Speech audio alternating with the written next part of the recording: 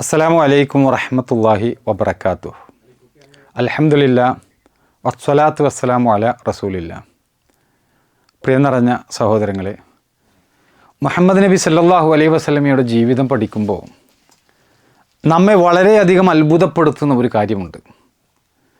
പ്രവാചകത്വം ലഭിക്കുന്നതിന് മുമ്പ് ലോകത്തിൻ്റെ സ്രഷ്ടാവായ അള്ളാഹു അവൻ്റെ പ്രിയദൂതനെ എങ്ങനെയാണ് സംരക്ഷിച്ചത്, സമൂഹത്തിലെ നന്മകളോട് എങ്ങനെയാണ് ആ മഹാനായ വ്യക്തിത്വം ബന്ധപ്പെട്ടുകൊണ്ട് ജീവിച്ചത്, ഇത് നമ്മൾ ശരിക്കും പഠിക്കേണ്ട ഒരു വിഷയമാണ്.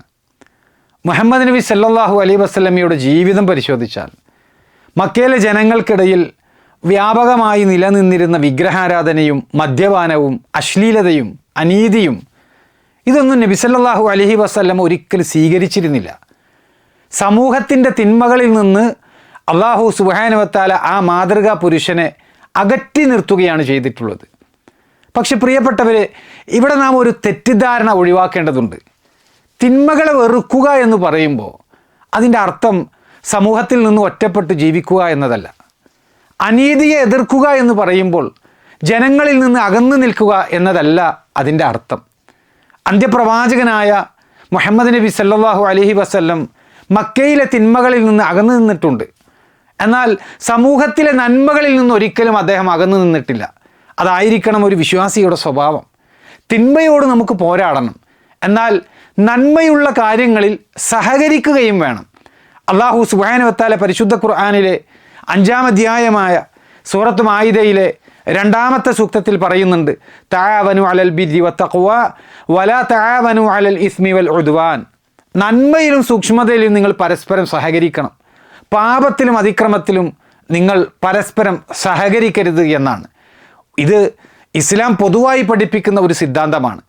അതിൻ്റെ പ്രായോഗിക മാതൃക മുഹമ്മദ് നബി സല്ലല്ലാഹു അലൈഹി വസല്ലമയുടെ ജീവിതത്തിൽ പ്രവാചകത്വം ലഭിക്കുന്നതിന് മുമ്പ് തന്നെ നമുക്ക് കാണാൻ സാധിക്കുന്നതാണ്.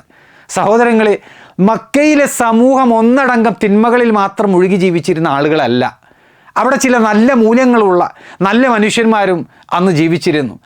ഈ ആളുകളുടെ സ്വഭാവങ്ങളിൽ ചില നല്ല സ്വഭാവങ്ങളും കാണാമായിരുന്നു എന്നർത്ഥം. അതിഥി സൽക്കാരം ഈ ആളുകൾക്കുണ്ടായിരുന്നു. കരാർ പാലനം പ്രത്യേകം ചില ആളുകളിൽ കാണപ്പെട്ടിരുന്നു. ദുർബലരെ സഹായിക്കുന്ന ചില ആളുകൾ അവർക്കിടയിൽ ഉണ്ടായിരുന്നു. അനീതിക്കെതിരെ ശബ്ദമുയർത്തുന്ന ചില ഹൃദയങ്ങളും അവിടെ ഉണ്ടായിരുന്നു. അത്തരം എല്ലാ നല്ല കാര്യങ്ങളോടും മുഹമ്മദ് നബി സല്ലല്ലാഹു അലൈഹി വസല്ലം അന്ന് മുതൽ തന്നെ സഹകരിച്ചു എന്നത് ചരിത്രത്തിൽ അറിയപ്പെട്ട ഒരു കാര്യമാണ്. കാരണം സത്യം എവിടെയാണോ അവിടെ ഒരു സൽസ്വഭാവിയുടെ മനസ്സ് എത്തും എന്നത് പ്രത്യേകം നമ്മൾ അടയാളപ്പെടുത്തേണ്ട ഒരു വിഷയമാണ്. അത് സ്വന്തം ഗോത്രത്തിലാണോ മറ്റൊരു ഗോത്രത്തിലാണോ എന്നതൊരു പ്രശ്നമേയല്ല. അത് സ്വന്തം കുടുംബത്തിലാണോ അന്യരിലാണോ എന്നതും അവിടെ ഒരു പ്രശ്നമല്ല. നന്മ നന്മയാണ്, നീതി നീതിയാണ്. ആ നന്മയും ആ നീതിയും സ്ഥാപിക്കപ്പെടണം, അതിന് പിന്തുണ നൽകണം. ഇതിന് ഏറ്റവും വലിയ ഉദാഹരണമാണ് ചരിത്രത്തിൽ കഴിഞ്ഞുപോയ ഹിൽഫുൽ ഫുളൂൽ എന്നറിയപ്പെടുന്ന വിശിഷ്ടരുടെ സഖ്യം എന്ന് നമുക്ക് പരിഭാഷപ്പെടുത്താൻ കഴിയുന്ന ആ മഹത്തായ സഖ്യം. സഹോദരങ്ങളെ, ഒരു നിമിഷം അന്നത്തെ ആ മക്കയുടെ സാഹചര്യത്തെക്കുറിച്ച് നമ്മളൊന്ന് ചിന്തിക്കണം. ഇന്ന് നമുക്ക് കോടതികളുണ്ട്, പോലീസുണ്ട്, നിയമ സംവിധാനങ്ങളുണ്ട്. അനീതി സംഭവിച്ചാൽ പരാതി നൽകാൻ വിവിധങ്ങളായിട്ടുള്ള സംവിധാനങ്ങൾ നമുക്ക് ചുറ്റുമുണ്ട്. പക്ഷേ അന്ന് ഇന്ന് കാണുന്ന രൂപത്തിലുള്ള സംവിധാനങ്ങളൊന്നും ഉണ്ടായിരുന്നില്ല. അന്ന് ശക്തനാണ് പലപ്പോഴും ശരിയായി ഗണിക്കപ്പെടാറ്. അന്ന് ദുർബലന് നീതി കിട്ടണമെന്നില്ല. അധികാരമുള്ളവൻ പറഞ്ഞാൽ അത് പലപ്പോഴും നിയമമായി മാറുന്ന അവസ്ഥയാണുള്ളത്. അത്തരമൊരു കാലഘട്ടത്തിൽ യമനിൽ നിന്ന് സുബൈദ് ഗോത്രത്തിൽപ്പെട്ട ഒരു വ്യാപാരി മക്കയിലേക്ക് വന്നു. വ്യാപാരത്തിനായി സാധനങ്ങൾ കൊണ്ടുവന്ന അദ്ദേഹം അവയെല്ലാം കച്ചവടം ചെയ്തു. പക്ഷേ സാധനങ്ങൾ വാങ്ങിയ അൽ-ആസ് ഇബ്നു വായിൽ അസ്-സഹമി മക്കയിലേറെ സ്വാധീനമുള്ള ഒരു വ്യക്തിയാണ്. അയാൾ കച്ചവടം ചെയ്ത വസ്തുക്കൾക്ക് പകരം തിരിച്ച് പണം നൽകാൻ അദ്ദേഹം തയ്യാറായില്ല. ആ വ്യാപാരി പലതവണ അദ്ദേഹത്തോട് ആവശ്യപ്പെട്ടു. അദ്ദേഹം യാചിച്ചു നോക്കി, അദ്ദേഹം അപേക്ഷിച്ചു, പക്ഷെ ഫലമുണ്ടായില്ല. കാരണം അദ്ദേഹം അന്യദേശക്കാരനായിരുന്നു. അദ്ദേഹത്തിന് പിന്നിൽ ശക്തമായ ഒരു ഗോത്രമില്ല. അദ്ദേഹത്തെ സംരക്ഷിക്കാൻ ആരുമില്ല. അദ്ദേഹത്തിൻ്റെ കണ്ണുകളിൽ നിരാശ നിറഞ്ഞു. ഈ നഗരത്തിൽ എനിക്ക് നീതി ലഭിക്കില്ലേ? ഒരു പക്ഷേ അദ്ദേഹം അങ്ങനെ ചോദിച്ചിരിക്കാം, എൻ്റെ അവകാശം തിരികെ ലഭിക്കില്ലേ? അദ്ദേഹത്തിൻ്റെ ഹൃദയം അങ്ങനെ വേദനിച്ചിരിക്കാം. അവസാനം അദ്ദേഹം അബൂ ഖുബൈസ് മലമുകളിൽ കയറി നിന്നുകൊണ്ട് കഅബക്ക് സമീപം കൂടിയിരുന്ന ഖുറൈശികളോട് തൻ്റെ ദുരവസ്ഥ വിവരിച്ചുകൊണ്ട് നീതി അഭ്യർത്ഥിച്ചു. അനീതി നേരിട്ട തൻ്റെ കഥ അദ്ദേഹം ജനങ്ങളോട് വിളിച്ചു പറഞ്ഞു. മനുഷ്യത്വം മരിച്ചിട്ടില്ലാത്ത ചില ഹൃദയങ്ങൾ അത് കേട്ടു. ചില ഗോത്ര നേതാക്കൾ ഒന്നിച്ചുകൂടി. തുടർന്ന് അസുബൈർ ബിൻ അബ്ദുൽ മുത്തലിബ് മുൻകൈയെടുത്ത് അബ്ദുല്ലാഹി ബിൻ ജുദ്ആൻ എന്ന വ്യക്തിയുടെ വീട്ടിൽ വെച്ചുകൊണ്ട് ഖുറൈശികളിലെ ചില ഗോത്രങ്ങൾ യോഗം ചേർന്നു. അവർ പറഞ്ഞു, ഇങ്ങനെ ഒരിക്കലും ആകാൻ പാടില്ല. ദുർബലനും നീതി ലഭിക്കേണ്ടതുണ്ട്. അതിഥികൾ മക്കയിൽ വന്ന് ചൂഷണം ചെയ്യപ്പെടരുത്. അനീതി ചെയ്യുന്നവനെ നമുക്ക് തടയാൻ സാധിക്കണം. അങ്ങനെ ചില പ്രധാന നേതാക്കൾ ഒന്നിച്ചുകൂടി ഒരു കരാറുണ്ടാക്കി. ആ കരാറിൻ്റെ ലക്ഷ്യം വളരെ വ്യക്തമായിരുന്നു. ആരെങ്കിലും മർദ്ദിതനായാലും അവനെ നമ്മൾ സഹായിക്കേണ്ടതുണ്ട്. ആരെങ്കിലും അനീതി ചെയ്താൽ അവനെ നമ്മൾ തടയേണ്ടതുണ്ട്. അവകാശങ്ങൾ അവയുടെ ഉടമകൾക്ക് തിരികെ ലഭിക്കുന്നത് വരെ നമ്മൾ ഒരുമിച്ച് നിലകൊള്ളേണ്ടതുണ്ട്. അങ്ങനെയുള്ള ആ കരാറാണ് ഹിൽഫുൽ ഫുദൂൽ എന്ന പേരിൽ ഇന്നറിയപ്പെടുന്നത്. സഹോദരങ്ങളെ, ഇത് ചെറിയ ഒരു കാര്യമല്ല. അറേബ്യൻ സമൂഹത്തിൻ്റെ ചരിത്രത്തിൽ നീതിക്ക് വേണ്ടി രൂപപ്പെട്ട ഏറ്റവും മഹത്തായ സഖ്യങ്ങളിൽ ഒന്നായിരുന്നു അത് എന്ന് ചരിത്രകാരന്മാർ വിശേഷിപ്പിക്കുന്നത്. ആ മഹത്തായ സഖ്യത്തിൽ പങ്കെടുത്തവരിൽ മുഹമ്മദ് നബി സല്ലല്ലാഹു അലൈഹി വസല്ലമയും ഉണ്ടായിരുന്നു. അന്ന് അദ്ദേഹം ഒരു യുവാവായിരുന്നു. എന്നാൽ അന്ന് അദ്ദേഹത്തിന് പ്രവാചകത്വം ലഭിച്ചിരുന്നില്ല. നീതിയുടെ പക്ഷത്ത് അന്ന് അദ്ദേഹം നിലകൊണ്ടു. മർദ്ദിതരുടെ കൂടെ അന്ന് അദ്ദേഹം നിലനിന്നു. അവകാശങ്ങൾ സംരക്ഷിക്കപ്പെടണമെന്ന് അദ്ദേഹം ആഗ്രഹിച്ചു. ഇതാണ് ഒരു യഥാർത്ഥ നേതാവിൻ്റെ സ്വഭാവം. സ്വന്തം ലാഭത്തിന് വേണ്ടി മാത്രം ജീവിക്കുന്നവനല്ല ഒരു നേതാവ്. സമൂഹത്തിൻ്റെ വേദന സ്വന്തം വേദനയായി കാണുന്നവനാണ് യഥാർത്ഥ നേതാവ്. വർഷങ്ങൾ കഴിഞ്ഞു, പ്രവാചകത്വം ലഭിച്ചു. മദീനയിൽ ഇസ്ലാമിക വ്യവസ്ഥയോടുകൂടിയുള്ള ഒരു ഭരണ സംവിധാനം സ്ഥാപിക്കപ്പെട്ടു. എന്നാൽ ആ പഴയ സഖ്യക്കരാറിനെ കുറിച്ച് പിന്നീട് മുഹമ്മദ് നബി സല്ലല്ലാഹു അലൈഹി വസല്ലമ പറഞ്ഞ വാക്കുകൾ അതിശയകരമാണ്. അവിടുന്ന് പറഞ്ഞു, അബ്ദുല്ലാഹി ബിൻ ജുദ്ആൻ്റെ വീട്ടിൽ വെച്ച് ഞാനൊരു കരാറിൽ പങ്കെടുത്തിട്ടുണ്ട്. ചുമന്ന ഒട്ടകങ്ങളെക്കാൾ എനിക്കത് പ്രിയങ്കരമാണ്.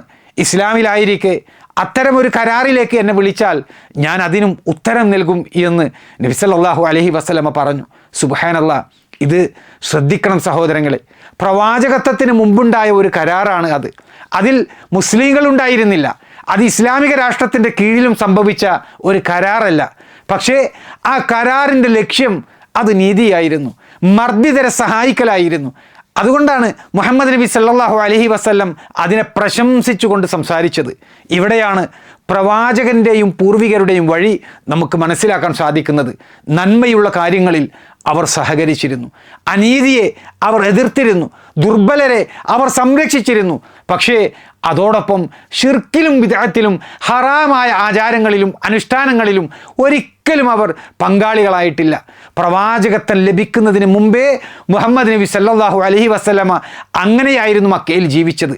മക്കയിലെ നല്ല കരാറുകളിൽ അദ്ദേഹം പങ്കെടുത്തു, നല്ല ചർച്ചകളിൽ അദ്ദേഹം പങ്കെടുത്തു, നീതിക്ക് വേണ്ടിയുള്ള കൂട്ടായ്മകളിൽ അദ്ദേഹം പങ്കെടുത്തു.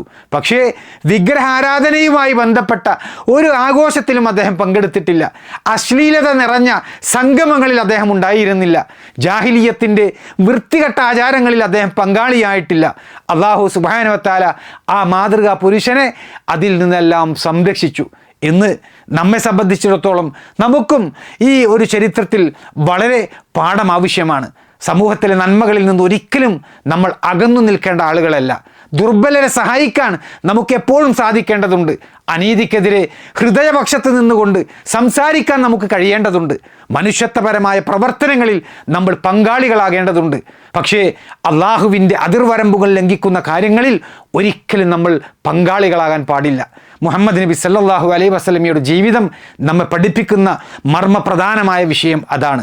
നന്മയിൽ ഏറ്റവും മുന്നിൽ നിൽക്കുകയും തിന്മയിൽ നിന്ന് ഏറ്റവും ബഹുദൂരെ അകന്നു നിൽക്കുകയും ചെയ്യണം എന്നതാണ് അദ്ദേഹം പഠിപ്പിച്ചു തന്ന മാതൃക. അതാണ് മുഹമ്മദ് നബി സല്ലല്ലാഹു അലൈഹി വസല്ലമയുടെ ജീവിതത്തിൻ്റെ സൗന്ദര്യം. അതാണ് പൂർവ്വസൂരികൾ നമുക്ക് പഠിപ്പിച്ചു തന്ന മാർഗം. അല്ലാഹു സുബ്ഹാനഹു വ തആല ഈ പാഠം ഉൾക്കൊണ്ട് ജീവിക്കാൻ നമ്മെ ഏവരെയും അനുഗ്രഹിക്കട്ടെ. വസല്ലല്ലാഹു വസല്ലമ വബാറക അലാ നബിയിന മുഹമ്മദിൻ വഅലാ ആലിഹി വസഹ്ബിഹി അജ്മഈൻ വൽഹംദുലില്ലാഹി റബ്ബിൽ ആലമീൻ. നൂറുൻ അലാ നൂർ, നൂറുൻ അലാ നൂർ, യഹ്ദില്ലാഹു ലിനൂരിഹി മൻ യശാ ويضرب الله الأمثال للناس والله بكل شيء عليم